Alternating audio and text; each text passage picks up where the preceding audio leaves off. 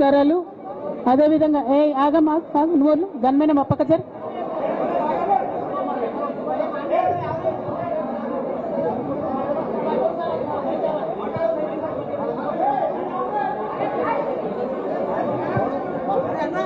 ఓకేనా, మాట్లాడనా?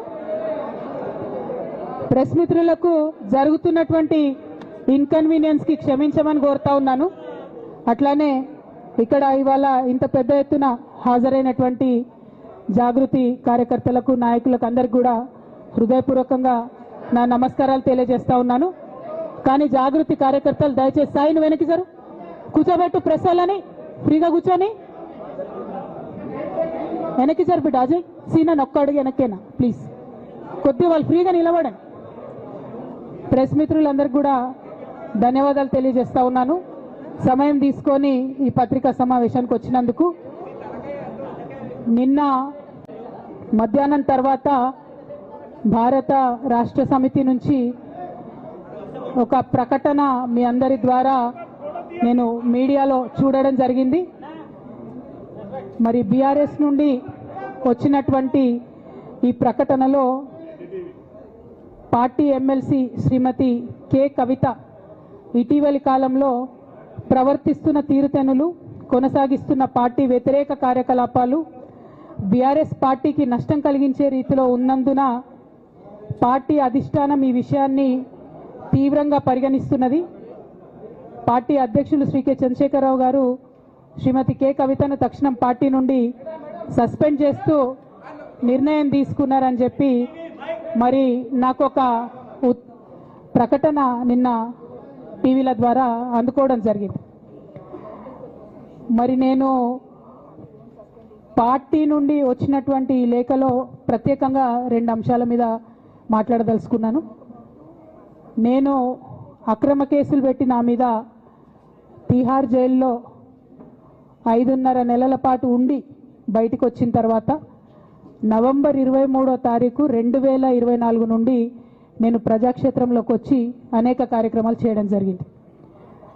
మరి నేను చేసినటువంటి పనులలో మొట్టమొదటిది, ఒక బిడ్డ హాస్టల్లో చనిపోతే ఆమెను విజిట్ చేసి, అట్లానే గురుకులాల్లో జరుగుతున్నటువంటి అన్యాయాల మీద మొట్టమొదటి కార్యక్రమం తీసుకొని నేను మాట్లాడినా.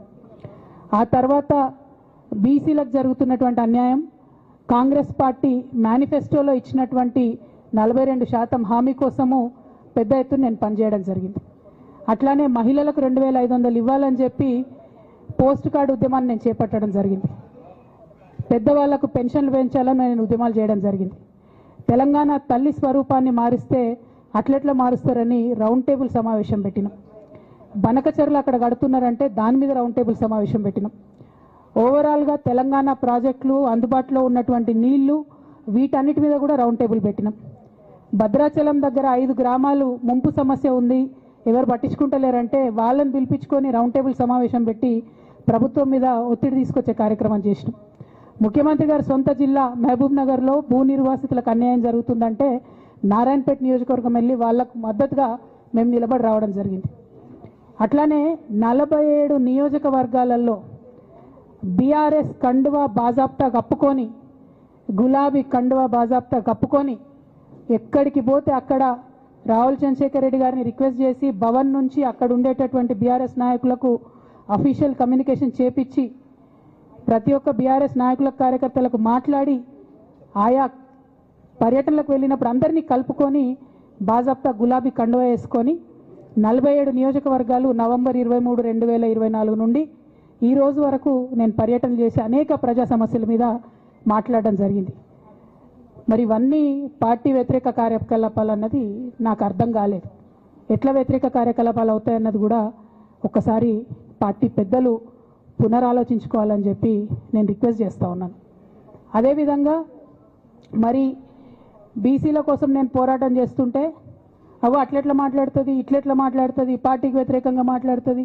అరే, నేను కాంగ్రెస్ పెద్దల మీద ఒత్తిడి తీసుకొస్తుంటే బీసీలకు 42% అమలు చేయాలంటే ఏది పడితే అది చిల్వల్ పల్వల్గా నా మీద రాపించడం, ప్రచారం చేయడం, చాలా దారుణమైనటువంటి పనులు పార్టీలో ఉన్నటువంటి కొందరు పని కట్టుకొని, కత్తి కట్టుకొని నా మీద చేయడం జరిగింది. అట్లానే నేను ఒక మాట ఏమన్నా, సామాజిక తెలంగాణ సాధన కోసం నేను కట్టుబడి ఉన్నా అన్న. దానిలో తప్పేముంది? అసలు నాకు జన్మనిచ్చినటువంటి నా తండ్రి, ఈ ప్రాణాన్ని భిక్షగా ఇచ్చినటువంటి నా తండ్రి, ఆయన చిటికెన వేలు పట్టుకొని నేను ఓనమాలు నేర్చుకున్న ఉద్యమాలు ఎట్లా చేయాలని, ఆయన చిటికెల వేలు పట్టుకొని ప్రజలంటే ఏంది, ప్రజా సమస్యలు అంటే ఏంది, ఎందుకోసం దాని మీద గలమెత్తాలని చెప్పి నేను నేర్చుకున్నా. ఆ నాయకుడి స్ఫూర్తిగానే నేను సామాజిక తెలంగాణ మాట్లాడినా.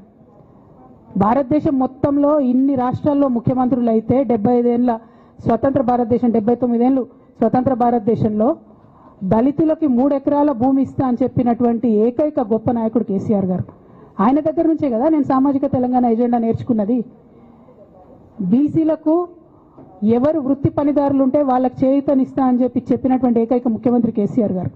చెప్పినట్టుగా డబ్బులు ఇచ్చిండు కూడా, ప్రతి కులాన్ని కాపాడుకునే ప్రయత్నం చేసిండు. అది కాదా సామాజిక తెలంగాణ?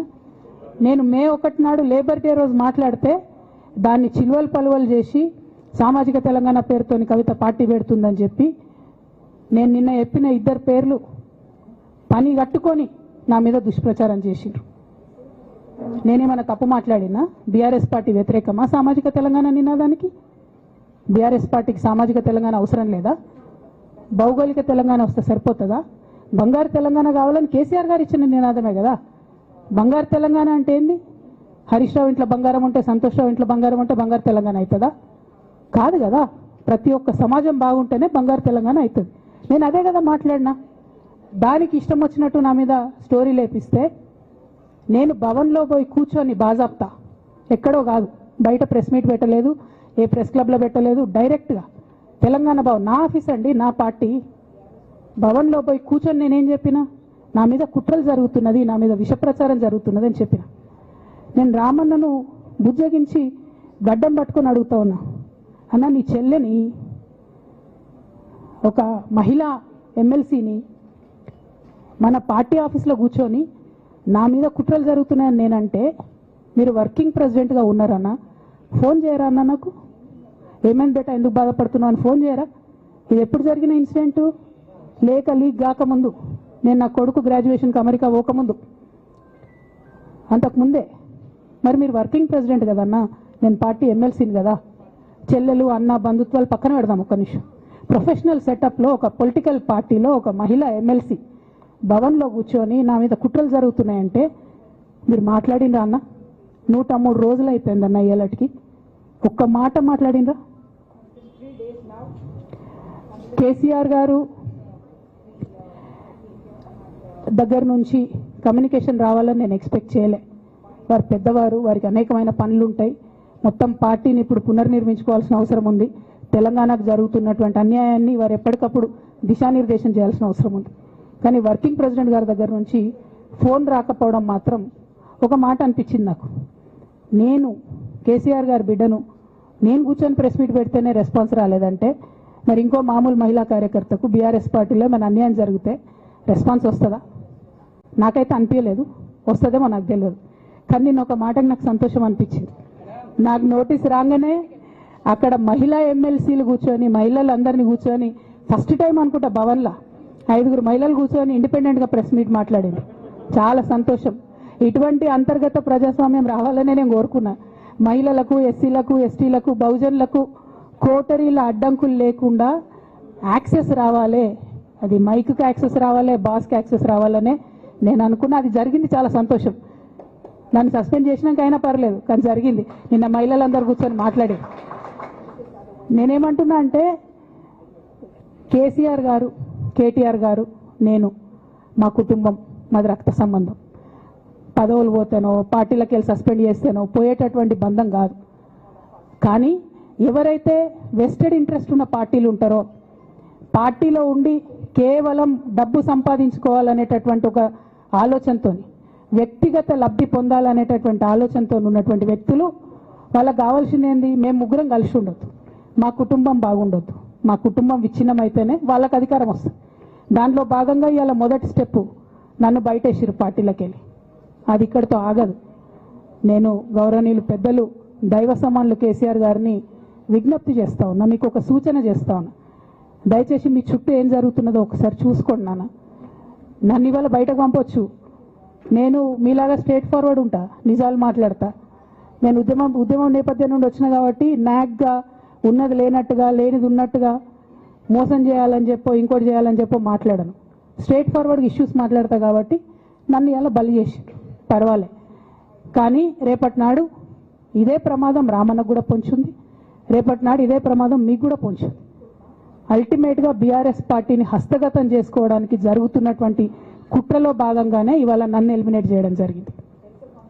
నేను ఇవాళ ఓపెన్గా అడుగుతా ఉన్నాను, హరీష్ రావు గారికి నేను సూటి ప్రశ్న వేస్తున్నా, ఈ రాష్ట్ర ముఖ్యమంత్రి రేవంత్ రెడ్డి గారు కూడా నేను సూటి ప్రశ్న వేస్తున్నా. నా మీద కుట్రలు ఎప్పటి నుండి ప్రారంభమైనాయి? ఎప్పుడైతే హరీష్ రావు గారు రేవంత్ రెడ్డి గారు ఒకే ఫ్లైట్లో హైదరాబాద్ నుండి ఢిల్లీకో, ఢిల్లీ నుండి హైదరాబాద్లో ఒకే ఫ్లైట్లో వాళ్ళిద్దరు ప్రయాణం చేసి వచ్చినప్పుడు హరీష్ రావు గారు రేవంత్ రెడ్డి గారు కాలు పట్టుకొని సరెండర్ అయినాక ఈ కుట్రలు స్టార్ట్ అయినాయి, నా మీద ఈ స్టోరీలు స్టార్ట్ అయినాయి, మా కుటుంబాన్ని విడగొట్టాలనేటటువంటి కుట్ర స్టార్ట్ అయింది. నేను ఛాలెంజ్ చేస్తా ఉన్నా, రేవంత్ రెడ్డి గారు మీరు చెప్పండి, ఆ ప్రయాణం జరిగిందా జరగలేదా? హరీష్ రావు గారు మీరు చెప్పండి, ఒకే ఫ్లైట్లో మీరు రేవంత్ రెడ్డి గారితో కలిసి వచ్చిండ్రా రాలేదా? ఆ తర్వాత నుండే నా మీద ఈ కుట్రలు జరుగుతున్నాయా లేదా? సరెండర్ అయింది మీరు. ప్రతి ఒక్క విషయంలో దాదాపు ఒక 7-8 ఇష్యూస్ ఉన్నాయి, ఇన్సిడెంట్స్ ఉన్నాయండి. అఫీషియల్ పిఆర్ఓ ట్వీట్ చేస్తాడు, Congress party official PRO tweet చేస్తాడు, ముఖ్యమంత్రి గారు పిఆర్ఓ, ఈ పాల వ్యాపారంలో అవినీతి జరిగిందని. తెల్లారి 2-3 పేపర్లలో వస్తుంది, 3వ రోజుకి మాయమైపోతుంది.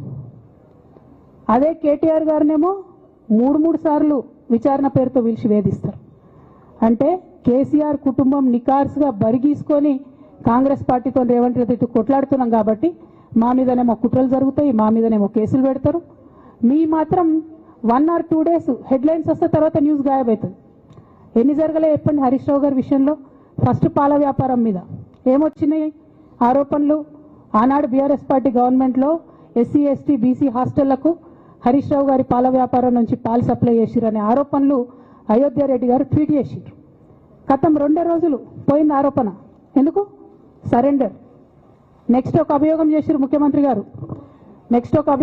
ముఖ్యమంత్రి గారు, రంగనాయక్ సాగర్ దగ్గర ఆయన ఫామ్ హౌస్ ఉంది, అది ప్రభుత్వ భూమి, కబ్జా చేసిండని. 1 day headline, 3rd day news గాయబ్. No case, nothing. కేటీఆర్ పరిస్థితి ఏంటి? ఎన్ని కేసులు పెట్టిరు కేటీఆర్ అన్న మీద? ఎన్నిసార్లు పిలిచిండు విచారణకు? ఇవన్నీ పక్కన పెడదాం, నిన్నటి లేటెస్ట్ ఇష్యూ మాట్లాడదాం. కాళేశ్వరం కానీ ఇంకోటి కానీ ఏ ప్రభుత్వంలో అయినా పొలిటికల్ పాలసీ చేసేవాళ్ళు, విధానపరమైన నిర్ణయాలు తీసుకునే వాళ్ళు ముఖ్యమంత్రులు ఉంటారు. కింద ఉన్నటువంటి మంత్రులు దాన్ని ఎగ్జిక్యూట్ చేయాలి. కేసీఆర్ గారు ఒక పాలసీ డెసిషన్ తీసుకున్నారు, నేను కాళేశ్వరం ప్రాజెక్టు కడతా, దానికి ఇన్ని డబ్బులు ఇస్తాను. ఆనాడు మంత్రి ఎవరు? ఎగ్జిక్యూషన్ చేయాల్సింది ఎవరు? 2014 నుంచి 2018 వరకు తుమ్మిడిహెట్టి దగ్గర నుంచి మేడిగడ్డకు స్థలం మార్చినప్పుడు మంత్రి ఎవరు? ప్రాజెక్టులు డిసైడ్ చేసినప్పుడు మంత్రి ఎవరు? అన్ని మీటింగ్లు టెక్నికల్ ఇష్యూస్ చూసుకోవాల్సింది ఎవరు? ఇవన్నీ రేవంత్ రెడ్డి గారు మాట్లాడారు. నేను మొత్తం అసెంబ్లీ స్పీచ్ చూడరు మీరు, వీళ్ళ మ్యాచ్ ఫిక్సింగ్ అనేది మీకు తెలిసిపోతుంది. ఏం మాట్లాడరు ఆయన. ఎంతసేపు కేసీఆర్ కాళేశ్వరం కట్టిండు, కేసీఆర్ కుటుంబం 1,00,000 కోట్లు తిన్నది. అరే 2007 నుంచి ఇప్పటివరకు కాళేశ్వరం 1,00,000 కోట్లు కూడా ఖర్చు కాలే. 1,00,000 కోట్లు ఖర్చు కాని ప్రాజెక్టులో 40 లక్షల ఎకరాలకు నీళ్ళీయంగా కూడా 1,00,000 కోట్ల అవినీతి అయింది అంటారు రేవంత్ రెడ్డి గారు. దాన్ని మళ్ళీ ఓన్లీ కేసీఆర్ గారి గురించి చెప్తారు, హరీష్ రావు గారి గురించి మాట్లాడరు. ఎందుకంటే ఇంటర్నల్ అండర్స్టాండింగ్ ఉంది వీళ్ళిద్దరికి. నేను రామన్నను ఒకటే రిక్వెస్ట్ చేస్తున్నా, అన్న ఇవాళ మీతో బాగున్నట్టు వాళ్ళు నటించవచ్చు, హరీష్ అన్న కావచ్చు, సంతన్న కావచ్చు, కానీ వాళ్ళు మన మంచి కోరుకునే వాళ్ళు కాదు, వాళ్ళు తెలంగాణ ప్రజల మంచి కోరుకునే వాళ్ళు కాదు, వాళ్ళు కేసీఆర్ గారి మంచి కోరుకునే వాళ్ళు కాదు. వాళ్ళను మీరు దూరం పెట్టి రాజకీయంగా తెలంగాణ రాష్ట్ర సమితిలో ఇప్పుడు బీఆర్ఎస్లో పనిచేస్తున్నటువంటి హార్డ్ కోర్ కార్యకర్తలను దగ్గరికి తీసుకొని ప్రజా ఉద్యమాలు తీసుకొని ప్రజల దగ్గరికి పోతేనే మన పార్టీ బతుకుంటుంది, నాన్న పేరు బాగుంటుంది. ఇవాళ నాన్నకు సిబిఐ అనేటటువంటిది వచ్చిందంటే అది కేవలం హరీష్ రావు గారు, సంతోష్ రావు గారి అవినీతి వల్లనే వచ్చిందని మళ్ళొకసారి నేను గంటాపదంగా చెప్తున్నాను. ఇంకా గమ్మత్ ఏంటంటే ఇదే హరీష్ రావు గారు వాళ్ళ ఫాలోవర్స్ అంతా నిన్నటి నుంచి చెప్తున్నారు, హరీష్ అన్న చాలా కష్టపడ్డాడు, డే 1 నుంచి ఉన్నాడు అని. డే 1 నుంచి లేడండి, చాలామంది రిపోర్టర్లకు తెలుసు, సీనియర్ రిపోర్టర్లకు. డే 1 నుంచి లేదు. పెద్దసారు టీడీపీ నుంచి బయటకు వస్తుంటే మామయ్య మనకెందుకు, డిప్యూటీ సీఎం మనం ఎందుకు రాజీనామా చేయాలి, ఈ ఉద్యమం ఏమవుతుందో, ఈ పార్టీ ఏమవుతుందో మనకు రిస్క్ ఎందుకని ఆనాడు ఈనాడు పేపర్లో వచ్చింది. 1,50,00,000 రూపాయలు తీసుకొని వ్యాపారం చేసుకుందామని హరీష్ రావు గారు ఎక్కడికో పోయిందని కూడా వచ్చింది. కటింగ్ కోసం వెతికిన దొరికినప్పుడు ఎప్పుడో ట్వీట్ చేస్తుందని నేను. బీఆర్ఎస్ పార్టీ ఆనాడు టీఆర్ఎస్ పార్టీ పెట్టినాక 9-10 నెలల తర్వాత వచ్చిన హరీష్ రావు గారు డే 1 నుంచి లేరు. నమ్మకం లేకుండా ఆయన పార్టీ నిలబడుతుందో ఉంటుందో పోతుందో అని. ఓకే అయిపోయింది. రాగానే సారు పెద్ద హృదయం కాబట్టి క్షమించిరు, దగ్గర తీసుకున్నారు, ఎమ్మెల్యే కాకముందే మంత్రి ఇచ్చిర్రు, అన్ని రకాలుగా ఆదరించారు, అన్నీ చేసిండ్రు. ఎప్పుడైతే పార్టీకి ఒక్క క్షణం చెడ్డ పేరు వచ్చిందో ఎక్కడ పోయిండండి ఈయన? చక్కగా పోయి వైఎస్ రాజశేఖర రెడ్డిని కలవలే? మీ అందరికి గుర్తులేదు ఆ ఫోటో? సీనియర్ నాయకులందరికీ బాగా మాట్లాడతారు, అన్ని దగ్గర ఉన్నా, నేనే ఉన్నా, నేను ఎక్కడ లేను. నిన్న పాపం చాలా మంది ఈ కొత్త సోషల్ మీడియా పిల్లలు ఉన్నట్టు వాళ్ళకి హిస్టరీ తెలియదు అనుకుంటా, అందుకే చెప్తున్నా ఇవాళ. అదేవిధంగా నేను పెద్ద ట్రబుల్ షూటర్ అంటాడు. ట్రబుల్ షూటర్ కాదు, ఈజ్ బబుల్ షూటర్. ఆయన ఏంటంటే ట్రబుల్ ఆయన్నే క్రియేట్ చేస్తాడు, చేసి నేనే సాల్వ్ చేసినట్టు నటిస్తాడు. నేను లేటెస్ట్ ఎగ్జాంపుల్ చెప్తా పట్టురు. నేను మొన్న దాసోజు శ్రవణ్ అన్న ఎలక్షన్ ఎమ్మెల్సీ ఎన్నికలలో బీఆర్ఎస్ పార్టీ డిసైడెడ్ ఒకటే క్యాండిడేట్ని పెడదామని. కానీ హరీష్ రావు గారు ఇంటర్నల్గా బీజేపీ వాళ్ళతో మాట్లాడుకొని ఏం చెప్తారంటే, మీ దగ్గర నుంచి ఒక క్యాండిడేట్ని ఇవ్వండి, నేను మామయ్యని కన్విన్స్ చేసి రెండో క్యాండిడేట్కి పెట్టిస్తా అంటే he wants to create a trouble. ఈ క్రైసిస్లో ఆల్రెడీ మన పార్టీలోకి వెళ్ళి 10 మంది ఎమ్మెల్యేలు వెళ్ళిపోయినాక, 38 మందిలో 10 మంది పోయినాక నువ్వు ఇంకో సెకండ్ క్యాండిడేట్ని పెడితే ఎంత కన్ఫ్యూజన్ అవుతుంది? ఎవరెవరు ఎటెట్ ఓట్లు వేస్తారు? అంటే హార్స్ ట్రేడింగ్కి ఈయన ట్రబుల్ షూటర్ గారు ట్రబుల్ని ఓపెన్ చేస్తారు అన్నట్టు. నాకెందుకో లక్కీగా ఒక బీజేపీ ఎమ్మెల్యే గారు ఫోన్ చేసి, అక్క మరి పెద్దసారి పర్మిషన్ ఉందా హరీష్ అని ఇట్లా అంటున్నారంటే, నేను డైరెక్ట్గా పెద్దసారికే ఫోన్ చేసి నాన్న మరి ఇట్లా అంటున్నారు, మనం సెకండ్ క్యాండిడేట్కి పర్మిషన్ ఇస్తారంటే, nothing doing, only Shravan will get elected, ఎవరు చెప్పారు మీకు అన్నారు. అంటే నేను ఆ విషయం వెంటనే అటువైపు కన్వే చేసిన, లేదండి మాకు అట్లాంటి ఆలోచన లేదు. ఎందుకు ఈ రీసెంట్ ఎగ్జాంపుల్ చెప్తున్నా ఇవాళ అంటే, హరీష్ రావు గారు ట్రబుల్ క్రియేట్ చేసి ట్రబుల్ని మాఫీ చేసినట్టుగా ప్రయత్నం చేస్తారు. బీఆర్ఎస్ కార్యకర్తలందరికీ నేను నా తమ్ముళ్ళకి రిక్వెస్ట్ చేసి చెప్తున్నా, మా చెల్లెలకు రిక్వెస్ట్ చేసి చెప్తున్నా, మీకు పెద్ద స్థాయిలో జరిగే అన్ని విషయాలు తెలియకుండా అందరూ మన వెల్ విషర్స్ అనుకుంటారు. అది మీ తప్పు కాదు, ఎందుకంటే కేసీఆర్ సార్ అంత ఓపెన్ మైండ్తో ఓపెన్ హార్ట్తో ఉంటారు కాబట్టి బీఆర్ఎస్లో ఉన్న అందరూ అట్లే ఉంటారు అనుకుంటారు. కానీ చాలా మందికి చాలా హిడెన్ ఎజెండాస్ ఉన్నాయి. ఒక పక్క కాంగ్రెస్తో కలిసి ఉన్నారు, ఇంకో పక్క బీజేపీతో మాట్లాడుతున్నారు, ఎటు ఎవరితో అవసరమైతే అటు మాట్లాడుతున్నారు. అదేవిధంగా 2018 ఎన్నికలలో హరీష్ రావు గారు 20-25 మంది ఎమ్మెల్యేలకు ఎన్నికలలో అడిషనల్ ఫండింగ్ ఇచ్చారు, పార్టీ ఇచ్చింది కాకుండా. ఏడికేలు వచ్చినాయి హరీష్ రావు గారికి అన్ని డబ్బులు? 100% కాళేశ్వరంలో జరిగిన అవినీతి నుంచి వచ్చిన డబ్బులే. ఆయన ఆలోచన ఏం చేసిందంటే, ఏమన్నా కొద్దిగా అటు ఇటు అవుతుందేమో రిజల్ట్, నా దగ్గర ఎమ్మెల్యేస్ ఉండాలని ఆలోచన చేశాను. నీకు అసలు అట్లాంటి ఆలోచన ఎందుకు వచ్చింది? నేను కట్టప్పలాంటోని కేసీఆర్ గారి దగ్గర ఉండేటోని అంటావు కదా, నీకేం అవసరం వచ్చింది ఎమ్మెల్యేస్కి సపరేట్గా ఫండింగ్ ఇవ్వడానికి? ఎవరికి తెలియదు అనుకుంటారా? ఇది ఎవరు చెప్పారు అనుకుంటారా? ప్రతి ఒక్కరు చెప్తారు ఎమ్మెల్యేస్ ఓపెన్, నా పేర్లు కూడా తెలుసు, చెప్తే బాగుండదు, ఎమ్మెల్యేలు ఇబ్బంది పడతారు. నేను అనేది ఏంటంటే, 2009లో రామన్న సిరిసిల్ల ఎలక్షన్లో మా బంధువుకు సంబంధించిన వ్యక్తులతోని 60 లక్షల రూపాయలు పంపిన హరీష్ రావు గారు రామన్నను ఓడగొట్టడానికి. నిన్నగాక మొన్న ఒక వీడియో మీరు కూడా చూసిరు, ఒంటేరు ప్రతాప్ రెడ్డి గారిది. మీ మామయ్యను ఓడగొట్టమని ఎంతంటే అంత డబ్బులు ఇస్తా అని చెప్పిర్రని. ఓ పక్క కేసీఆర్ గారిని ఓడగొట్టాలి, ఓ పక్క కేటీఆర్ గారిని ఓడగొట్టాలి, నిజామాబాద్లో నా ఎంపీ సెగ్మెంట్లో అందరు ఎమ్మెల్యేలను మేనేజ్ చేయాలి, అందరిని మన కేసీఆర్ కుటుంబాన్ని ఓడగొట్టాలి, విచ్ఛిన్నం చేయాలి. కానీ కేసీఆర్ గారి పేరుతో వచ్చేటటువంటి బెనిఫిట్స్ మాత్రం అన్నీ కావాలి. మరి ఇటువంటి వారిని నా రిక్వెస్ట్ కేసీఆర్ గారితో కేటీఆర్ గారితో, వారిని మీ పక్కన పెట్టుకొని నిజం మాట్లాడే నన్ను బయటకు పంపితే మరి పార్టీ బాగుంటుందా? దయచేసి ఆలోచన చేసుకోండి. నేనేమంటున్నా రామన్న మిమ్మల్ని అంటే, నా మీద మీకు కోపం ఉండొచ్చు, నా మీద ఏముందో ఎవరేం చెప్పారో నాకు తెలియదు. నేను మాత్రం నా ప్రాణం పోయినా కేసీఆర్ గారికి హాని జరగాలని కానీ కేటీఆర్ గారికి హాని జరగాలని కానీ కోరుకోను. అది నా నైజం కాదు. ఆడపిల్లలకు అట్లుండదు, ఆడపిల్లలు ఇల్లు బాగుండాలనుకుంటారు. నా మనసుకి ఎంత గాయం అయితే, నాకు ఎన్ని అవమానాలు అయితే, నాకెంత ఇన్సల్ట్ అయితే, నా మీద ఎన్ని కుట్రలు జరిగితే నేను ఇట్లా మాట్లాడుతున్నది నా బాధ, ఇది నా ఆవేదన. నాన్న చూస్తలేరేంది వీళ్ళని అన్నది ఆవేదన, చూసుకుంటా క్షమిస్తారేంది ఇంకెన్నిసార్లు క్షమిస్తారు అన్నది నా బాధ. అంతే తప్ప నాకేం కోపం ఉంటుంది? ఎందుకు కోపం ఉంటుంది? నాకు ఎన్ని జన్మల పుణ్యం ఉంటే కేసీఆర్ లాంటి తండ్రి దొరుకుతాడు? కోట్లలో ఒకరికి ఉండేటటువంటి తండ్రి నాకు దొరికిండు. ఆయన లేకపోతే నేనెవరు ప్రపంచానికి తెలుస్తుందా? నాకెందుకు అవసరం ఉంటుంది? నాకేం కోపం ఉంటుంది కేసీఆర్ గారి మీద?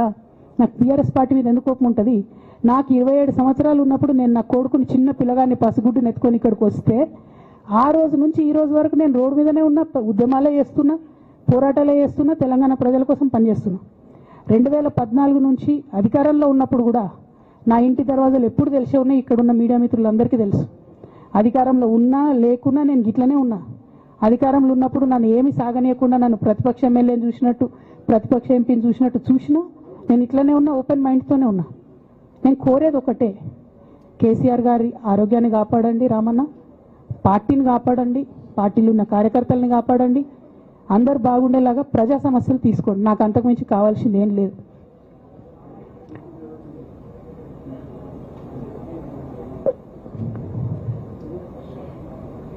కానీ మొన్న అసెంబ్లీలో అర్ధరాత్రి దాకా పెట్టి రేవంత్ రెడ్డి గారు కేసీఆర్ గారిని తిడుతుంటే దయ్యాలు వేదాలు వాళ్ళు ఇస్తున్నట్టు అనిపించింది నాకైతే. దానికి ఈయన హీరోలాగా ఎదుర్కొన్నాడు, ఈయన 6 అడుగుల బుల్లెట్ అని పార్టీ అంతా ట్వీట్ చేస్తే మరి 6 అడుగుల బుల్లెట్ ఎవరికి గాయం చేస్తుంది? ఎండ్ ఆఫ్ ద డే ఇవాళ అయితే నన్ను గాయపరిచింది, రేపు రామన్నను గాయపరుస్తారో కేసీఆర్ని గాయపరుస్తారో. జాగ్రత్తగా ఉండండి రామన్న, నేను చెప్పేది ఏం లేదు. జాగ్రత్తగా ఉండండి, కేర్ఫుల్గా ఉండండి. ఎట్ ద సేమ్ టైం ఈ హరీష్ రావు గారి కారణంగా గమ్మత్ ఏముంటుందంటే, ఒకసారి హంపీకి పోతారు వీళ్ళందరూ, మీ అందరికీ తెలుసు ఆ స్టోరీ. హంపీకి పోయి పాటలు పాడుకుంటారు, మొత్తము చాలా మంది కలిసి కేసీఆర్ గారిని చాలా అవమానకరంగా మాట్లాడతారు, ఒక పార్టీని వెన్నుపోటు పడదామని డిజైన్ చేస్తారు. ఇదంతా వీరికి తెలుసు, హరీష్ రావు గారికి తెలుసు. నేను ఆ రోజు సాక్ష్యం ఉన్న హరీష్ అన్న వచ్చి లిటరల్లీ రామన్న చేతులు పట్టుకొని, అరే మామయ్యకి చెప్పురా, సింక్ ఆర్ సేల్, నేను మామయ్యతోనే ఉంటా అని చెప్పి అక్కడ మాట్లాడుకున్న వాళ్ళందరినీ వెబసార్ దగ్గర అవుట్ చేసిండి. ఆ తర్వాత పర్యవసానంలో ఈటల రాజేంద్ర అన్న బయటికి వెళ్ళడం. ఈ మహానుభావుడు వల్ల జగ్గారెడ్డి దగ్గర నుంచి మొదలు పెడితే, చెరుకు శ్రీనివాసరెడ్డి ముత్యంరెడ్డి అన్న కొడుకు దగ్గర నుంచి మొదలు పెడితే, రఘునందన్ రావు గారు, మైనంపల్లి గారు, విజయశాంతి గారు, విజయరామారావు గారు, ఆయన పాత పెద్ద ఆయన ఉండే ఈటల రాజేందర్ గారు, వీళ్ళందరూ పార్టీలోకి వెళ్ళి పోయినారు కదా. పోలేదా? ఇవన్నీ హరీషన్న చేసినాయి కాదా? ఆనాడు దుబ్బాక ఉప ఎన్నిక ఎందుకు ఓడిపోయినాం? దుబ్బాక ప్రజలకు ఇప్పటికి కూడా గుర్తుంటుంది. వాళ్ళందరూ ఒకటే మాట చెప్తారు, ఈయన సిద్దిపేటకు తప్ప రూపాయి రానియాడు దుబ్బాకకు, ఈయన వచ్చి ప్రచారం చేసిండు కాబట్టి మేము ఓటేయాలని ఓపెన్గా చెప్పారు ఆనాడు ఎన్నికలలో. దానికి ఏం రాపించుకుంటాడు ఈయన పేపర్లల్లో? ఒంటరి పోరాటం చేసి ఓడిన హరీష్ రావు. అసలు ఓడిపోయింది మీ వల్ల కదా. మీరు మీడియా మేనేజ్మెంట్లో సూపర్, అలా డౌట్ ఏం లేదు. రామన్న యూట్యూబ్ మేనేజ్ చేసి ఈయన మెయిన్ స్ట్రీమ్ మీడియా మేనేజ్ చేస్తాడు, అంతే, అంతకుమించి వేరే ఏం లేదు. నేను రామన్న రిక్వెస్ట్ చేస్తున్నా, మీరు కూడా ఆ స్కిల్ నేర్చుకోండి అన్న. అట్లనే ఈటల రాజేందర్ గారు ఉప ఎన్నిక దగ్గరుండి హరీష్ అన్న గెలిపిలేదా అండి ఈటల రాజేందర్ని? ఆనాడు పీసీసీ అధ్యక్షుడిగా ఉండి రేవంత్ రెడ్డి గారు ఏమంటారు, కాంగ్రెస్ పార్టీ ఓడిపోతుంది ఇడా అని చెప్పి ఆయన ముందే డిక్లేర్ చేసిండు, ముందే చేతులు ఎత్తేసిండు. హరీష్ అన్న ఆడ పోయి కూర్చొని మరి ఈటల రాజేందర్ అన్నని గెలిపించొచ్చిండు. ఈ బంధం రేవంత్ రెడ్డి గారిది హరీష్ రావు గారిది అప్పటి నుంచి కొనసాగుతుంది, కొత్త బంధం ఏం కాదు ఇది. నేను కేసీఆర్ గారిని పెద్దల్ని రిక్వెస్ట్ చేసేది ఒకటే, ఈయన చేస్తున్న నక్క జిత్తుల్ని దయచేసి గమనించండి. ఇవాళ నేను బయట పోతా కావచ్చు, నాదేముంది, ఉద్యమంలోకి వెళ్ళి వచ్చినా మళ్ళీ ఉద్యమంలోకే పోతా, నాకు భయం ఏముంటుంది, నాకు ఎన్నడూ పదవుల మీద ఆశ లేదు.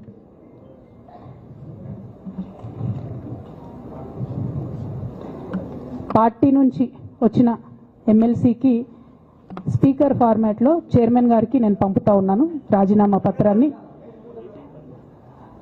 అట్లానే బీఆర్ఎస్ పార్టీ ప్రాథమిక సభ్యత్వానికి కూడా గౌరవ పెద్దలు కేసీఆర్ గారికి రాజీనామాను పంపుతా ఉన్నాను. దీన్ని మన రావుల చంద్రశేఖర్ రెడ్డి గారికి తెలంగాణ భవన్కి వారికి నేను పంపుతా ఉన్నాను. ఎందుకు ఇవి ఇప్పుడే చూపించినా అంటే, పదవుల మీద నాకు ఎప్పుడు ఆశ లేదు. మేము ఉద్యమంలోకి వచ్చింది ఎందుకంటే మా నాన్న ఒక్కరు ఇంత ఒంటరి పోరాటం చేస్తున్నారు, ఎంత వీలైతే అంత ఆయనకు మద్దతు ఇవ్వాలని వచ్చినాం. ఆనాడు మేము ఉద్యమంలోకి వచ్చినప్పుడు పార్టీ అధికారంలోకి వచ్చే ఆస్కారమే లేకుండే, తెలంగాణ వస్తుందో రాదే అనే అనుమానాలు అంతటా ఉండే. మేము ఉద్యమంలో కొట్లాటలో లాఠీ దెబ్బలు తినడం కోసం, జైల్లోకి పోవడం కోసం ఆనాడు వచ్చినాం ఉద్యమంలోకి. అధికారంలోకి వస్తామనుకొని రాలే.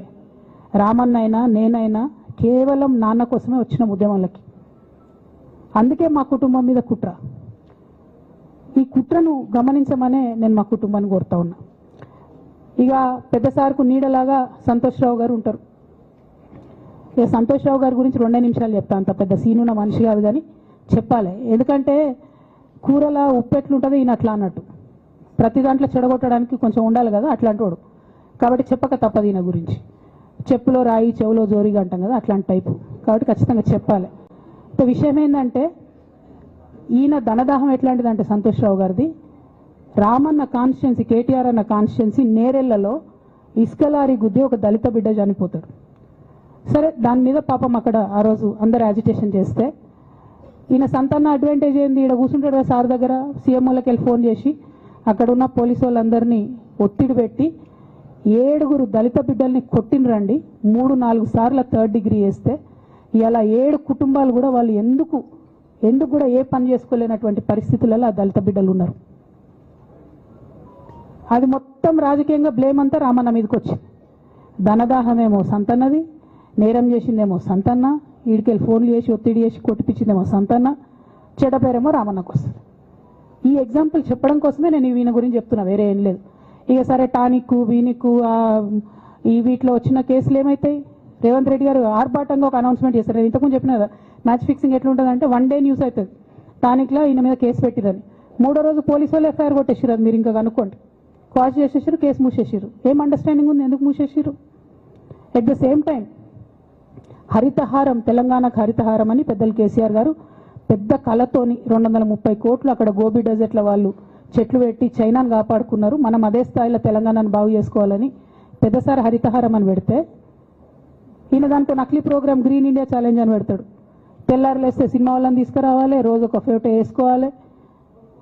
దాని వెనుక ఉన్న కుట్ర ఏంటంటే జీవో అమెండ్మెంట్ అవుతుంది సంతోష్ గారి గురించి.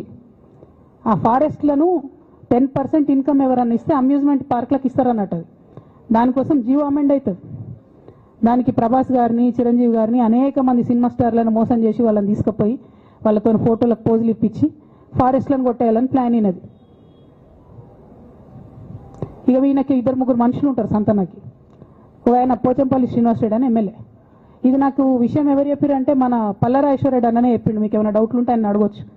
ఈ పోచంపల్లి శ్రీనివాస్ రెడ్డి అనేట ఆయన వరికోల్ అనే ఊరు, సామాన్య కుటుంబం, మధ్యతరగతి కుటుంబం. ఇవాళ అక్కడ ఆయన శ్రీమంతుడు అని పిలుస్తారు పోచంపల్లి శ్రీనివాసరెడ్డి గారిని. ఇక్కడ నాకు పల్లరాజేశ్వరరెడ్డి గారు చెప్పిన సమాచారం ప్రకారం మోకిల్లాలో మెగా శ్రీనివాసరెడ్డి, మెగా కంపెనీ ఉంది కదా, ఈ కాళేశ్వరంలో అవినీతి చేసిన మెగా కంపెనీ ప్లస్ పోచంపల్లి శ్రీనివాసరెడ్డి గారు కలిసి 750 కోట్ల విల్లా ప్రాజెక్ట్ చేస్తున్నారు మోకిల్లాల. ఏడికేళ్ళు వచ్చినాయి అవి? అవినీతి డబ్బులు కాదా? ఎట్లా వస్తాయి? ఎవరైనా who is this Pochampalli Srinivasreddy? Santosh Rao classmate. అది తప్ప ఆయనకున్న అర్హత ఏం లేదు. ఆయనకి ఎమ్మెల్సీ వస్తుంది, కాంట్రాక్ట్లు వస్తాయి, ఇంకేందో వస్తాయి. అట్లనే నవీన్ రావు అని ఇంకొక ఎమ్మెల్సీ ఉంటాడు. ఆయన డైరెక్ట్గా మా ముఖం పట్టుకొని అందరి ముంగట అంటాడు, నాకు ఎమ్మెల్సీ ఇచ్చింది కేసీఆర్ గారైనా నాకు దేవుడు సంతోషం అంటాడు ఆయన. నిన్న మొన్న వాళ్ళ ఫాదర్ని పట్టుకున్నారు పేకాటల. ఏమైంది కేసు? ఆల్రెడీ నవీన్ రావు గారు పోయి మన ముఖ్యమంత్రి గారు కాళ్ళు పట్టుకున్నట్టుగా తెలిసింది. వాళ్ళ తండ్రిని విడిచిపెట్టారు, ఈయన మీద భూ కబ్జా కేసులు ఉంటే అవి విడిచిపెట్టారు. అంటే ఓ పక్క సంతోష్ రావు గ్యాంగు, ఇంకో పక్క హరీష్ రావు గ్యాంగు 100కు 100% రేవంత్ రెడ్డి గారితో, ఇక్కడున్న కాంగ్రెస్ ప్రభుత్వంతో, అవసరమైన సందర్భాల్లో పైనున్న బీజేపీతోని వాళ్ళు కోఆర్డినేషన్లో ఉండి బీఆర్ఎస్ పార్టీకి జలగల్లాగా పట్టి పీడుస్తున్నారు. నిరంతరం బీఆర్ఎస్ పార్టీకి నష్టం చేస్తున్నారు. ఎంత దారుణానికి ఒడిగట్టిరంటే ఆఖరికి నా ఓటమితో ప్రారంభమైంది అది. నిజామాబాద్లో నా ఓటమిలో కుట్రలు చేశారు. ఆనాడే మనం రివ్యూ చేసుకుంటే బాగుండలేదు. కానీ ఇప్పుడు అది ఎక్కడికి వచ్చింది? కామారెడ్డిలో పెద్దసారి ఓడిపోయేదాకా వచ్చింది పరిస్థితి. 3వసారి ప్రభుత్వం పోయేదాకా వచ్చింది పరిస్థితి. ఒక్కొక్క ఎలక్ట్ అయిన ఎమ్మెల్యేను, ఓడిపోయిన ఎమ్మెల్యేలు పత్రికా మిత్రులు మీరు మాట్లాడండి. సంతోష్ రావు గారి బాధితులు నాకు మామూలుగా ఫోన్ చేస్తలేరు. అచ్చా, ఈ కంపెనీ పేరు బ్లూఫిన్ అట, మోకిలా. పల్లరాజేశ్వరరెడ్డి అని అప్పుడు పంపిన మెసేజ్ చూస్తున్న పాతది, బ్లూఫిన్ కంపెనీ మోకిలా. అయితే నేనేమంటున్నా అంటే ఇంత స్పష్టమైనటువంటి నేను ఇస్తున్నా, రేవంత్ రెడ్డి గారిని నేను ఛాలెంజ్ చేస్తున్నా. మరి ఎందుకు మీకు మీ ఏసీబీ వాళ్ళకు వీళ్ళ ఇండ్లు అడ్రస్లు దొరుకుతలేవా? ఏం అండర్స్టాండింగ్ ఎందుకు లేదు మీకు? లేకపోతే మీరు చర్యలు ఎందుకు తీసుకుంటలేరని నేను సూటిగా రేవంత్ రెడ్డి గారిని ప్రశ్నిస్తున్నా. ఇక తర్వాత వారు ఏం చేస్తారన్నది నాకు సంబంధం లేదు. ఇక నేను మాత్రం పర్టికులర్గా మళ్ళీ ఒకసారి నా బీఆర్ఎస్ పార్టీ కుటుంబ సభ్యులందరికీ, మా సొంత కుటుంబ సభ్యులకు కూడా రిక్వెస్ట్ చేస్తున్నది ఏంటంటే, నాకు 27 సంవత్సరాలు ఉన్నప్పుడు నేను రాజకీయాల్లోకి వచ్చిన, తెలంగాణ ఉద్యమం కోసం వచ్చిన. ఇవాళ నాకు 47 సంవత్సరాలు. అంటే నా 20 సంవత్సరాల జీవితం అంతా కూడా నేను బీఆర్ఎస్ పార్టీ కోసం, కేసీఆర్ గారి కోసం, తెలంగాణ జాగృతి కోసం, తెలంగాణ ప్రజల కోసం, తెలంగాణ ఆడబిడ్డల కోసం నేను గడిపిన. సడన్గా ఇయ్యాలా నీకేం సంబంధం బీఆర్ఎస్తో అని, నువ్వెవరు అని చెప్పి సస్పెన్షన్ ఒకసారికి పంపిస్తే చాలా బాధాకరంగా ఉంది. పర్వాలేదు, అయినా నాకు ప్రజలు ఉన్నారు, నేను వాళ్ళ దగ్గర పోతా, వాళ్ళతో పాటు ఉంటా. కానీ బీఆర్ఎస్ పార్టీలో ఉన్న నాయకులకు కార్యకర్తలకు రిక్వెస్ట్ చేస్తాను, సోషల్ మీడియాలో వచ్చే పిచ్చి పిచ్చి పట్టుకొని ప్రజాప్రతినిధులు ప్రెస్ మీట్ పెట్టిరు నిన్న భవన్లో. నేను నిన్న మొన్నటి రోజు వాళ్ళ మీద ప్రెస్ మీట్ పెట్టినప్పుడు ఏమన్నా, కేసీఆర్ గారికి నష్టం చేసిన పార్టీ ఉంటే ఎంత పోతే ఎంత అన్న. సోషల్ మీడియాలో ఉన్న బీఆర్ఎస్ పార్టీ కొంతమంది దుర్మార్గులు ఉన్నారు, సోషల్ మీడియా వెంగు చూసేటోళ్ళు, వాళ్ళ ముంగట విషయం కట్ చేసిరు. ఏది కేసీఆర్ గారికి నష్టం చేసిన అనే విషయం కట్ చేసి బీఆర్ఎస్ పార్టీ ఉంటెంత పోతెంత అని నేను అన్నా అని చెప్పి ప్రచారం చేస్తున్నారు. నాదే పార్టీ బీఆర్ఎస్ పార్టీ, 20 ఏళ్ళు నేను కష్టపడ్డా. నేను తెలంగాణ జాగృతి పెట్టి ఇండిపెండెంట్గా పనిచేసినప్పుడు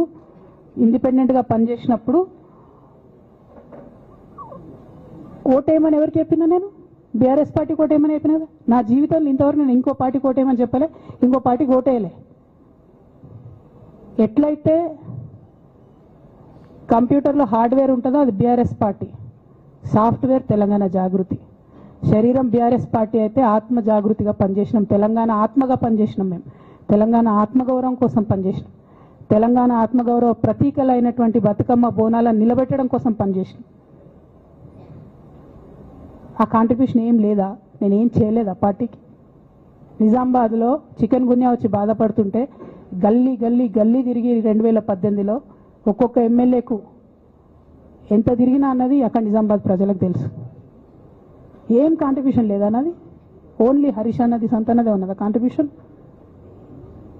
వీళ్ళు మేకవన్నే పులులు నాన్న, వీళ్ళు మీ ముంగట నటిస్తారు అంతే, బయట వాళ్ళ నిజస్వరూపం వేరేలాగా ఉంటుంది. యాజ్ అ డాటర్గా రిక్వెస్ట్ చేస్తున్నా, ఒకసారి ఆలోచన చేయండి వాళ్ళ గురించి. నాకేమొద్దు, నన్ను పార్టీలోకి వెళ్ళి సస్పెండ్ చేసి నో ప్రాబ్లం, కానీ వాళ్ళని పార్టీలో ఉంచుకుంటే పార్టీ ఎట్లుంటుంది అన్నది మీరు ఆలోచన చేసుకోండి. ఇక అల్టిమేట్గా నేను చెప్పదలుచుకున్నది ఒకటే,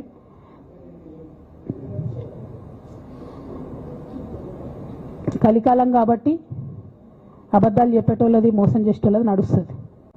టెంపరీగా వాళ్ళది నడుస్తున్నది, వాళ్ళది నడిచింది, విజయం సాధించారు కాబట్టి ఇవాళ సస్పెన్షన్ నాకు వచ్చింది. బట్ నేను ఇదివరకు చెప్పినా మళ్ళీ చెప్తున్నా, నేను కర్మ సిద్ధాంతాన్ని నమ్ముతా. ఖచ్చితంగా ఇంతకు ఇంత దేవుడు వాళ్ళకి అనుభవింపజేస్తాడు, అందులో ఏం ఆలోచించాల్సినటువంటి అవసరం లేదు. Thank you. జై తెలంగాణ, జై కేసీఆర్, జై తెలంగాణ, జై కేసీఆర్.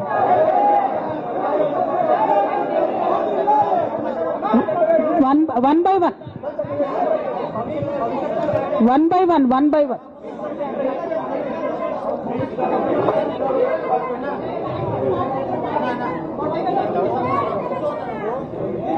ఒక 1 మినిట్ హిందీలో చెప్పేసే అన్న, బయట నేషనల్ మీడియా మిత్రులందరూ అడుగుతున్నారు, ఒక 1 మినిట్ హిందీలో చెప్పేస్తా.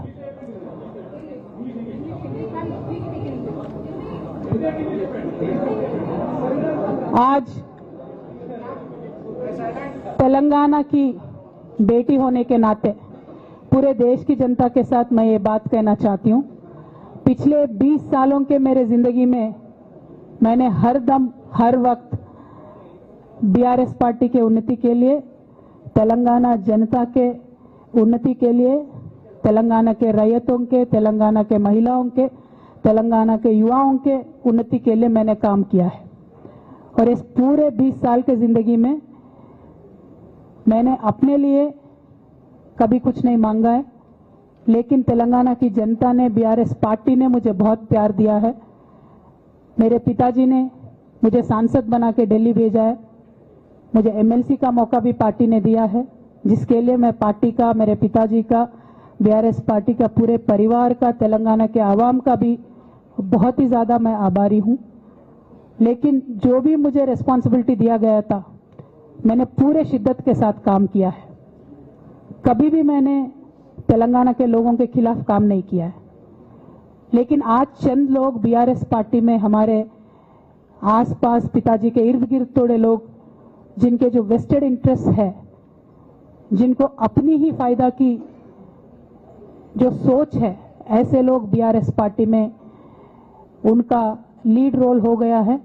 और उनके वजह से उन्होंने मेरे पिताजी के ऊपर, मैं ऐसा मानती हूँ, दबाव बना के मुझे पार्टी से निकालने का काम किया है। लेकिन अल्टीमेटली मैं ये मान के चलती हूँ कि मैं तेलंगाना की बेटी हूँ। मैं जब तेलंगाना में आके तेलंगाना के आंदोलन में शामिल हो गई, मैं रास्ते पे चली, मैंने लाठी खाई, मैं जेल भी गई। हर तरीके का जो भी कोशिश हो सकता है तेलंगाना के अलग रियासत हासिल करने के लिए, मैं वो तमाम कोशिशों में शामिल थी। मैं तो आंदोलन से आई हूँ, इन्होंने अभी मुझे पार्टी से, सियासत से निकालने का काम किया है, तो मैं फिर आंदोलन में चली जाऊंगी। लेकिन मैं बीआरएस पार्टी से, हमारे पिताजी से यही रिक्वेस्ट करना चाहती हूँ कि आपके इर्द गिर्द जो लोग जमा हुए हैं, उनकी नीयत के बारे में आप सोचिए। क्या वो पार्टी के लिए काम आएंगे? आप इसके ऊपर गौर कीजिए। हमारे परिवार को तोड़ने का काम उन्होंने आज किया है। बीआरएस पार्टी के परिवार को तोड़ने का काम आज उन्होंने किया है। और ये किसके फायदे के लिए उन्होंने किया है? तेलंगाना के आवाम के फायदा के लिए उन्होंने नहीं किया है, उनके खुद के फायदा के लिए किया है। तो मैं मेरे पिताजी से, बीआरएस पार्टी से यही रिक्वेस्ट करना चाहूंगी कि ऐसे लोगों को पहचानिए, उनकी असली रूप आप पहचानिए और उनके ऊपर जो भी एक्शन हो सकता है वो लीजिए। और मैं तेलंगाना चीफ मिनिस्टर रेवंत रेड्डी जी से भी डिमांड करती हूं कि आपने जो बीआरएस के परिवार को तोड़ने का आज काम किया है, हमारे बीआरएस में जो धोखेबाज लोग हैं उनसे मिलके आपने जो बीआरएस के परिवार को तोड़ने का कोशिश किया है, तेलंगाना की आवाम आपको इसका जवाब जरूर देगी। Thank you. जय तेलंगाना। చెప్పండి।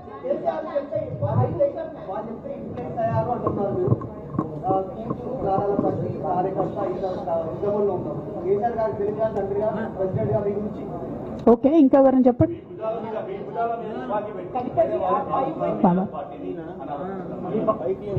ఏమా నా భుజాల మీద తుపాకి పెట్టి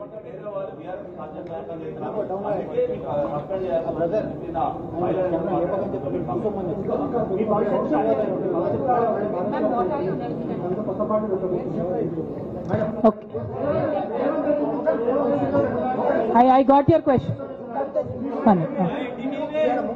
Rahul ji,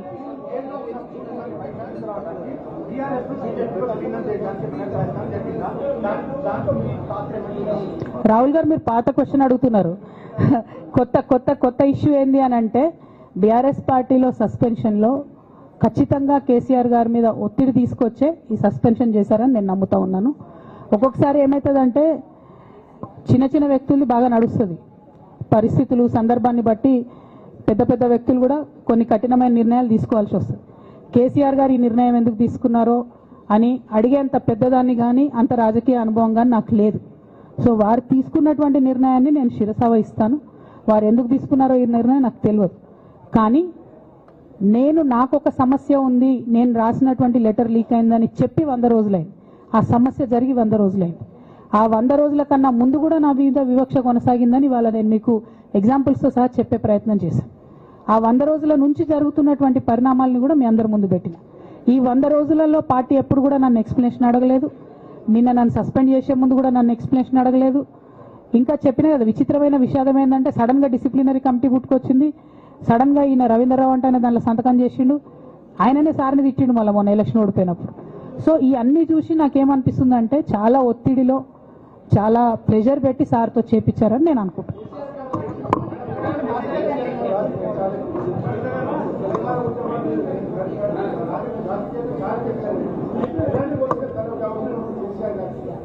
right, I got your question, ma'am. I got your question. आपके फ्यूचर का मतलब क्या भविष्य में करने वाली है? और दूसरा सवाल, आपने कहा कि केसीआर जो है आपके बड़े भाई, उन्होंने आपसे एक बार भी नहीं पूछा, लेकिन क्या आपने भी उनसे संपर्क साधने की कोशिश की इस दौरान में? क्योंकि बहुत सारे बदलाव हुए। पहली बार हमने देखा कि राष्ट्रीय त्योहार में भाई बहन साथ में। నేనేమంటున్నా అంటే కేసీఆర్ గారి రాజకీయ పరిజ్ఞానాన్ని క్వశ్చన్ చేసేంత స్థాయి నాకు లేదు, అంత అవగాహన కూడా నాకు లేదు। కాకపోతే పెద్ద నాయకులు అనేక సందర్భాల్లో ఒత్తిడికి గురైనటువంటి విషయాలు చరిత్రలో మనం చూసినాం।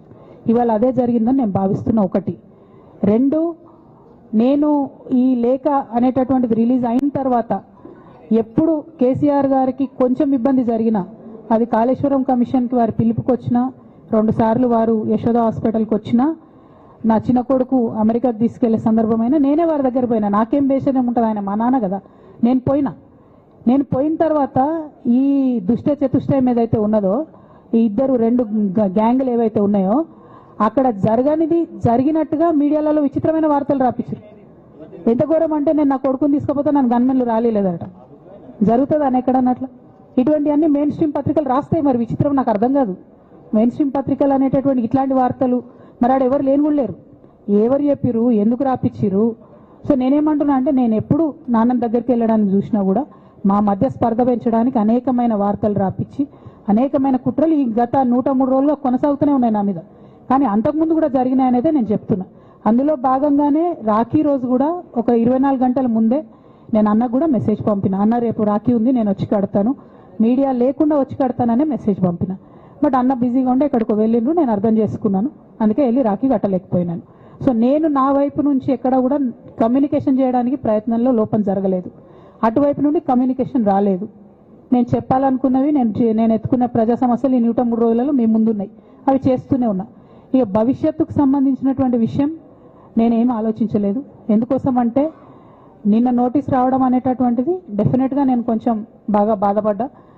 నాకెందుకు నోటీస్ వస్తుంది, మరి నా లేఖ లీక్ అయింది, లీక్ చేసింది ఎవరు అంటే చేసినటువంటి వ్యక్తుల మీద ఎందుకు విచారణ జరగలేదు అనేటటువంటిది ఖచ్చితంగా పార్టీ అంతర్గతంగా ఆలోచన చేసుకోవాలి. అంటే నన్ను ఏం మాట్లాడకుండా నన్ను డైరెక్ట్గా ఉరిదీస్తారు. నేను ఎవరి మీద అయితే కంప్లైంట్ చేసినో కనీసం వాళ్ళను అడిగినరా, అడగలేదా, చర్యలు తీసుకున్నారా, తీసుకోలేదా, ఏమీ చెప్పకపోతే, ఆ మాత్రం అంతర్గత ప్రజాస్వామ్యం లేకపోతే బయట ప్రజలకు మనం ఏం చెప్తామన్నది నా ప్రశ్న.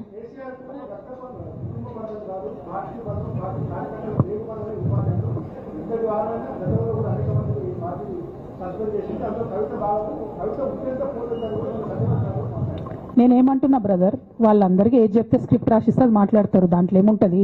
ఇప్పుడు పెద్ద సంఘటన జరగడం ఏంటిది, నన్ను పార్టీ నుండి విడగొట్టాలనేటటువంటి ఒక నిర్ణయం అది జరిగింది. జరిగిన తర్వాత ఇవన్నీ జరుగుతూనే ఉంటాయి, చిన్న చిన్న విషయాలు. అవంతా వ్యక్తులను సీరియస్గా తీసుకోవాల్సిన అవసరం లేదు. అల్టిమేట్గా నేనేమంటున్నా అంటే, నన్ను అడగకుండానే ఉరి తీశారు, కనీసం ఏమైందని కూడా అడగలేదు. Who have conspired to not just break your family but also the party as well. But this has also been portrayed as a succession battle that your father actually chose your brother as a political heir and that you want space in the political party as a leader, and that's the reason why you have started making this kind of reversal. Madam logo తీసాను madam. నేనేమంటున్నా అంటే, నేనేమంటున్నా అంటే, ఇప్పుడు ఈ నేను మాట్లాడే press meet చూస్తున్నటువంటి రాజకీయ నాయకులకు కావచ్చు, బీఆర్ఎస్ పార్టీకి సంబంధం లేని వ్యక్తులకు కావచ్చు, వాళ్ళకి ఇది ఒక ఎంటర్టైన్మెంట్, ఇది ఒక వార్త. కానీ నాకు నా లైఫ్, మా బీఆర్ఎస్ పార్టీ కార్యకర్తలకు వాళ్ళ లైఫ్. సో నేను చాలా తీవ్రమైనటువంటి బాధలో గంభీరంగా ఉండి మాట్లాడేటటువంటి ప్రయత్నం చేస్తున్నా. నేనేమంటున్నా అంటే కుటుంబంలో జరిగినటువంటి అనేక అంశాలను నేను చెప్పను కూడా. ఎందుకంటే అది ప్రజలకు అనవసరం. అది నేను ఆ బాధను పంచుకుంటే మీరు తట్టుకోలేరు కూడా. నేను చాలా గట్టిదాన్ని, మొండిదాన్ని, దయ్యాన్ని కాబట్టి తట్టుకొని నిలబడ్డా. కానీ నా ప్లేస్లో వేరే వాళ్ళు ఉంటే తట్టుకోలేరు. సో కుటుంబంలో ఇంటర్నల్ విషయాలు నేను మాట్లాడతలేను, ఓన్లీ పొలిటికల్ ఇష్యూసే నేను మాట్లాడుతున్నా. పొలిటికల్గా నన్ను సైడ్ లైన్ చేసి, నన్ను సస్పెండ్ చేసి, పార్టీకి అనుక్షణం నష్టం చేస్తున్న ఆ ఇద్దరు వ్యక్తులను, వారి గుంపును, వారి ముఠాను పార్టీ ఎట్లా మోస్తుంది అనేటటువంటిది నా ప్రశ్న. సరే, నిన్న మొన్న ఆ గుంపుకు సంబంధించిన వ్యక్తులు అన్ని చోట్ల నా ఫ్లెక్సీలు చింపేసి నాకు దిష్టిబొమ్మలు, శవయాత్రలు ఎందెందో వేసిరట. ఈ ఉత్సాహం కేసీఆర్ గారి మీద సిబిఐ ఎంక్వైరీ చేస్తా అని రేవంత్ రెడ్డి గారు అన్నప్పుడు ఎక్కడ చచ్చిపోయింది ఆ ఉత్సాహం అని నేను అడుగుతా ఉన్నా. ఎందుకు చేయలే రేవంత్ రెడ్డి గారి దానాలు, దిష్టిబొమ్మలు ఎందుకు చేయలే? ఏం అండర్స్టాండింగ్ ఉంది మీకు? నా ప్రశ్న సింపుల్. నన్ను వ్యక్తిగతంగా ఏదో చేస్తారన్నది కాదు. నాకు నష్టం జరిగేదే లేదు. ఎందుకంటే ప్రజలు చూస్తున్నారు, ప్రజలు గమనిస్తున్నారు. తెలంగాణ ఆడబిడ్డలు తమ ఇంటి ఆడబిడ్డలుగా ఆదరించారు నన్ను. ఒక్కొక్కరు అడిగితే అర్థమవుతలే, ఏం అర్థమవుతలే.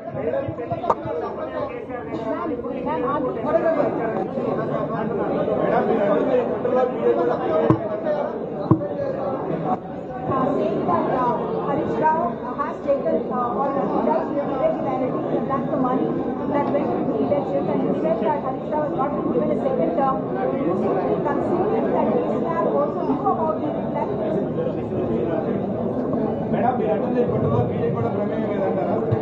నేనేమంటున్నా బ్రదర్, కుట్రలో ఎవరి ప్రమేయం ఉందన్నది నాకు తెలియదు. నన్ను సస్పెండ్ చేసిండ్రు. బీఆర్ఎస్ పార్టీకి, తెలంగాణ ఉద్యమానికి, తెలంగాణ ప్రజలకు 20 సంవత్సరాలు నా జీవితంలో కష్టపడ్డా కాబట్టి ఒక అపీల్ చేస్తున్నా నేను ప్రెసిడెంట్ కేసీఆర్ గారికి, వర్కింగ్ ప్రెసిడెంట్ కేటీఆర్ గారికి. మన కుటుంబాన్ని విచ్ఛిన్నం చేసి పార్టీని హస్తగతం చేసుకోవాలనే కుట్ర జరుగుతుంది. దాన్ని తిప్పికొట్టండి. అవినీతి తిమంగళాలని బీఆర్ఎస్ పార్టీలకు వెళ్ళి తీసి బయటపడేయండి. అల్టిమేట్గా ప్రజలకు సేవ చేసే దాంట్లో మనం ముందుకెళ్లాలనేది నా ఆలోచన.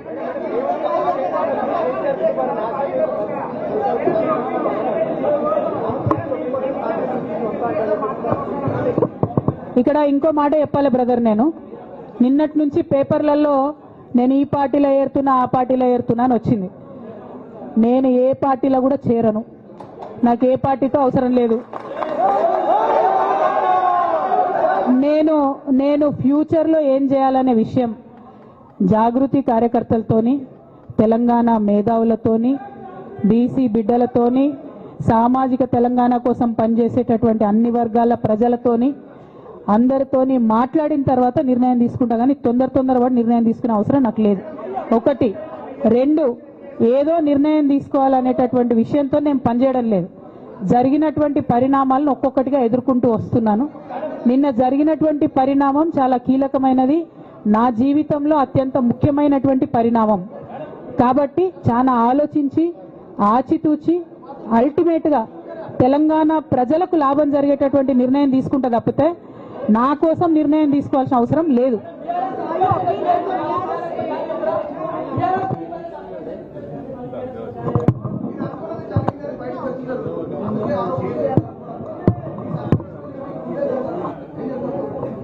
నాకెట్లా తెలుస్తుంది సస్పెన్షన్ గురించి?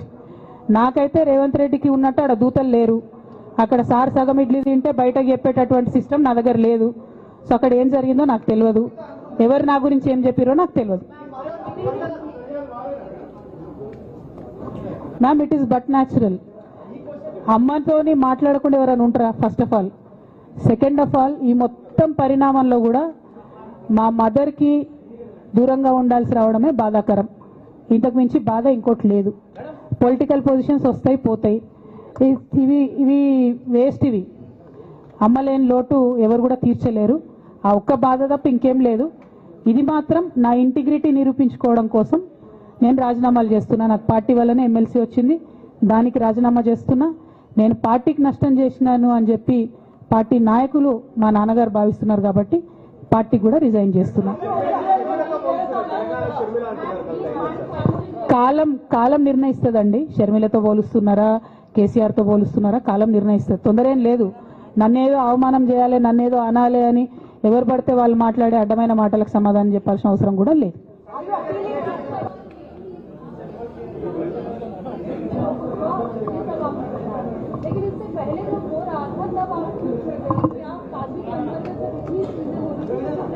మేడం, అంతకుముందు జరిగినటువంటి ప్రతి ఒక్క విషయం కూడా నేను ఇంటర్నల్గా చెప్తూనే వస్తున్నా.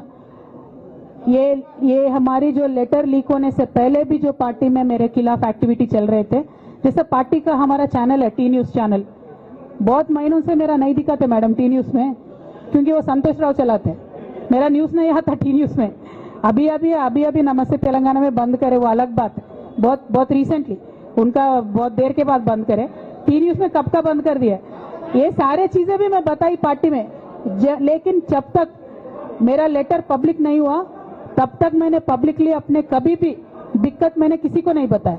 जब लेटर उन्होंने खुद पब्लिक किया तो मुझे मजबूर होकर आज बात करना पड़ रहा है. ఏమో ఒక్క నిమిషం మా నిజామాబాద్ బిడ్డ ఏదో అడుగుతాను. ఒక్క నిమిషం చెప్పరా.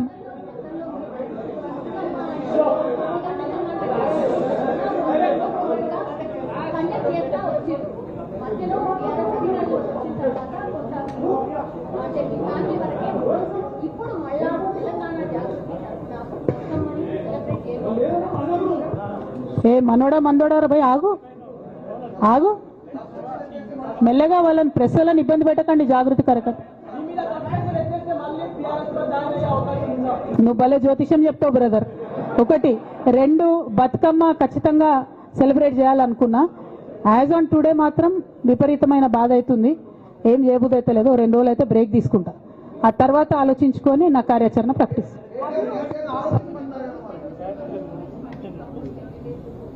Madam, not couple, more than 20.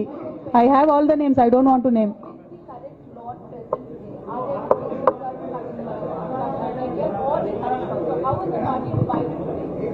I don't have that. Madam, I have a lot of information, but I don't believe it is the right time to expose all that. There is a lot many more interactions that we will have in future. If necessary, I'll certainly let that information out. Today, my simple appeal to Honorable President of our party is, as you have taken action on me without even asking me for an explanation, kindly take action on the rest of the people as well. That is my simple allegation.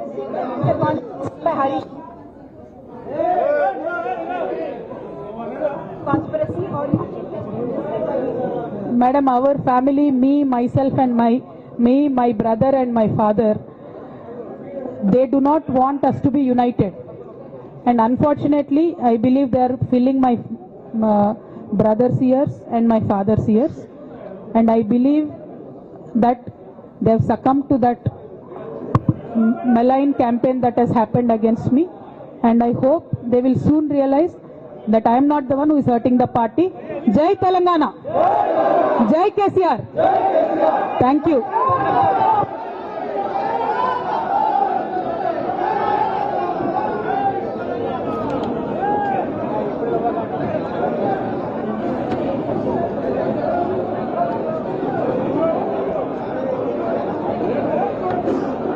Navinachari, Srikant Gaud, Lalita Yadav,